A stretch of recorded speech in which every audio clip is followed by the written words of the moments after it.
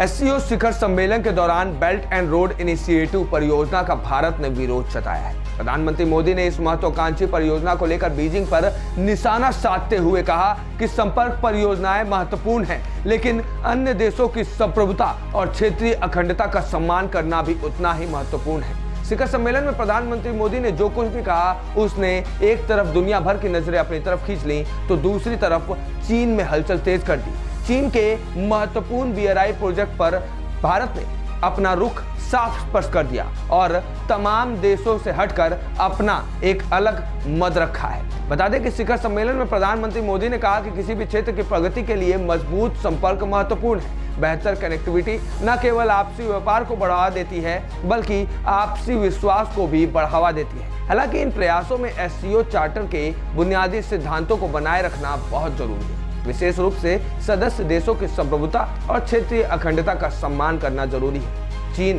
भारत, रूस, Pakistan, Kazakhstan, Kyrgyzstan, Tajikistan और Uzbekistan और अब ईरान, यानी सभी एससीओ सदस्य देश वर्चुअल शिखर सम्मेलन के अंत में BRI के पक्ष में दिखे, लेकिन भारत ने इससे साफ इनकार कर दिया। दरअसल प्रधानमंत्री मोदी ने भारत ने BRI का समर्थन करने वाले न्यू दिल्ली डिक्लेरेशन के पैराग्राफ पर हस्ताक्षर करने से साफ इनकार कर दिया। एक्सेलेंसी, किसी भी क्षेत्र की प्रगति के लिए मजबूत कनेक्टिविटी का होना बहुत ही आवश्यक है। बेहतर कनेक्टिविटी आपसी व्यापार ही नहीं, आपसी विश्वास भी बढ़ाती है। किंतु इन प्रयासों में एससीओ चार्टर के मूल सिद्धांतों, विशेष रूप से सदस्य देशों की संप्रभुता और क्षेत्रीय अखंडता का सम्मान करना बहुत ही आवश्यक है। ये चीनी राष्ट्रपति शी जिनपिंग की पसंदीदा परियोजना है। ऐसे में 2023 की न्यू दिल्ली डिक्लेरेशन के BRI पैराग्राफ में कहा गया है कि चीन की बेल्ट एंड रोड इनिशिएटिव यानी कि BRI पहल के लिए अपने समर्थन की पुष्टि करता है। इसके तहत कजाकिस्तान गणराज्य, किर्गिज गणराज्य, पाकिस्तान, रूसी संघ, तजाकिस्तान गणराज्य और उज्बेकिस्तान गणराज्य इस परियोजना को संयुक्त रूप से लागू करने के लिए चल रहे काम पर ध्यान देते हैं। इसमें यूरेशियन इकोनॉमिक यूनियन और BRI के निर्माण को जोड़ने के लिए प्रयास शामिल है। लेकिन BRI परियोजना के बारे में ऐसा क्या है जो भारत को परेशान करता है? भारत इस पहल का विरोध आखिर क्यों कर रहा है, जबकि शी जिनपिंग इस बुनियादी ढांचा परियोजना का क्षेत्रीय सहयोग और व्यापार और निवेश में सुविधा बता रहे हैं? चलिए सबसे पहले समझते हैं कि आखिर ये BRI है क्या चीज, जिसके इनकार करने से, जिसके डील पर प्रधानमंत्री मोदी के हस्ताक्षर पर इंकार करने से BRI के प्रोजेक्ट को लेकर चीन की सांसें अब तेज हो गई हैं। दरअसल बेल्ट एंड रोड इनिशिएटिव को न्यू सिल्क रोड भी कहा जाता है। इसकी शुरुआत 2013 में चीन के शी जिनपिंग ने की थी। यह प्रोजेक्ट बुनियादी ढांचे के जरिए पूर्वी एशिया और यूरोप को जोड़ने के लिए तैयार की गई एक पहल है। यह परियोजना अफ्रीका, ओशनिया और लैटिन अमेरिका में शुरू हुई है। इससे चीन के आर्थिक और राजनीतिक प्रभाव में काफी विस्तार हुआ है। पहले इसे वन बेल्ट वन रोड पहल भी कहा जाता था, लेकिन अब इसे बेल्ट एंड रोड इनिशिएटिव का नाम मिला है।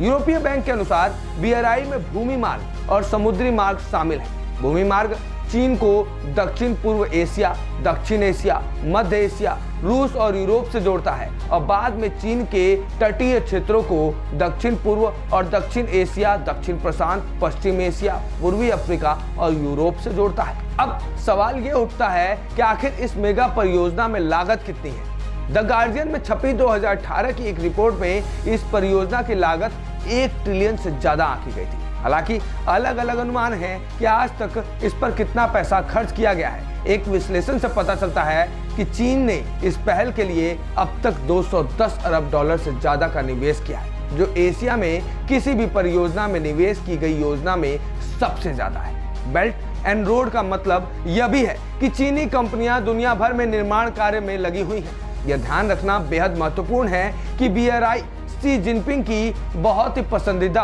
परियोजनाओं में से एक है और इसे एशियाई राष्ट्र में अत्यधिक महत्वपूर्ण माना जाता है। अभी तक चीनी अधिकारियों ने यह भी नहीं बताया है कि इस परियोजना में क्या शामिल है। जो कई तरह के संदेह पैदा करता है। भारत BRI का प्रतिरोधी क्यों है? ऐसे में अगर ये प्रोजेक्ट इतना महत्वपूर्ण है और दुनिया भर के देश इसमें चाइना का साथ दे रहे हैं, तो आखिर भारत को क्या परेशानी है इसका साथ देने में? जरा उसको भी समझ लीजिए। जब से यह परियोजना शुरू हुई है, देशों ने इसके लिए हस्ताक्षर करना शुरू कर दिया है। भारत ने नियमित रूप से इसका विरोध किया है। विदेश मंत्री एस जयशंकर ने भी बुनियादी ढांचा परियोजना पर चिंता व्यक्त की है। BRI को लेकर भारत की सबसे बड़ी चिंता है इसकी एक महत्वपूर्ण शाखा, चीन पाकिस्तान आर्थिक गलियारा यानी कि सीपेक, जिसका नाम अक्सर आपने खबरों में सुना होगा। ये गलियारा चीन के सिंजियांग उइघुर स्वायत्त क्षेत्र में कासगर से पाकिस्तान के दक्षिण पश्चिम बलूचिस्तान में ग्वादर बंदरगाह तक जाती है। उसके बाद ये गिलगिट बाल्टिस्तान में पाकिस्तान के कब्जे वाले भारतीय क्षेत्र में प्रवेश करता है। इसके अलावा निवेश परियोजना में पाकिस्तान के राष्ट्रीय राजमार्ग 35 काराकोरम राजमार्ग का नवीनीकरण भी इसमें शामिल है। इसे चीन पाकिस्तान मैत्री राजमार्ग भी कहा जाता है। इस परियोजना में नियंत्रण रेखा यानी कि LOC के उत्तर में गिलगिट को सकुर्दू से जोड़ने वाले राजमार्ग का नवीनीकरण भी शामिल है। ऐसे में भारत का दृढ़ मत है कि यह परियोजना संप्रभुता और क्षेत्रीय अखंडता के साथ साथ अंतर्राष्ट्रीय कानूनों का उल्लंघन करती है। भारत इस बात को लेकर भी चिंतित है कि यह परियोजना क्षेत्र में चीन की रणनीतिक उपस्थिति को बढ़ाती है। उसे भी यह भी डर है कि इस तरह की पहल से देश बीजिंग के कर्जदार हो जाएंगे। अक्टूबर 2021 में चीन में भारतीय दूतावास में द्वितीय सचिव प्रियंका सोहोनी ने कहा था कि जहां तक चीन के BRI का सवाल है, हम इससे विशिष्ट रूप से प्रभावित हैं। तथाकथित चीन पाकिस्तान आर्थिक गलियारे यानी कि सीपेक को एक प्रमुख परियोजना के रूप में शामिल करना भारत की संप्रभुता का उल्लंघन है।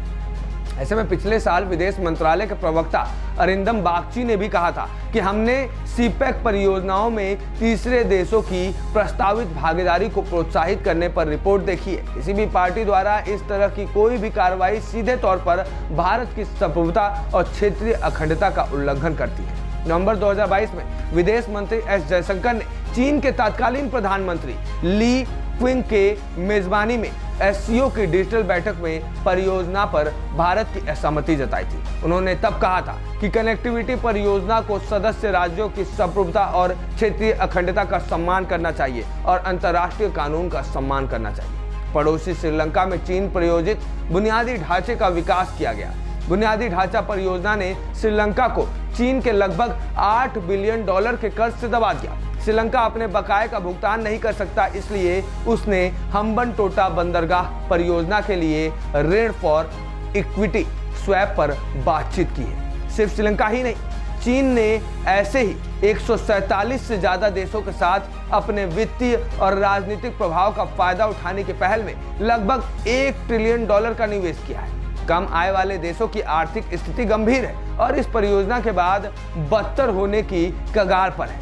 ऐसे में जितने भी डेटा उसके द्वारा आए हैं वो बेहद चिंताजनक है। बताते कि कम आय वाले देशों पर 2022 में चीन के ऋण का 37% बकाया है, जबकि बाकी दुनिया के लिए यही ऋण 24% है। इस परियोजना में शामिल 42 देशों पर चीन का कर्ज हो चुका है।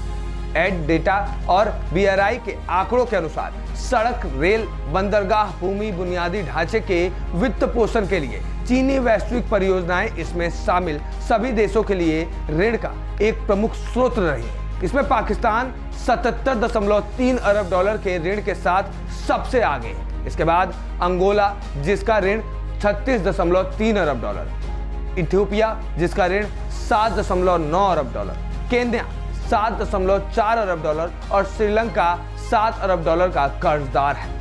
मालदीव के वित्त मंत्रालय के आंकड़ों के अनुसार 2022 की पहली तिमाही के अंत तक मालदीव का कर्ज बढ़कर 6.39 अरब डॉलर हो गया। यह मालदीव के सफल घरेलू उत्पाद का 113% है। कर्ज की वजह चीन की परियोजना है। चीन ने मालदीव में सीनामाली पुल और एक नए हवाई अड्डे जैसी बुनियादी परियोजनाओं को वित्त पोषित किया गया था।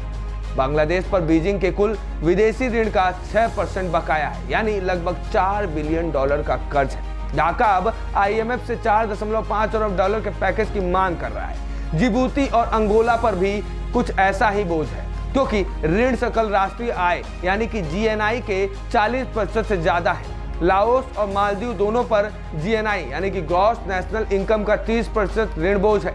अफ्रीका पर बीजिंग का $150 बिलियन से ज्यादा का बकाया है। जिम्बिया भी चीनी बैंकों के लगभग $6 बिलियन के साथ ऋण चुका रहा है।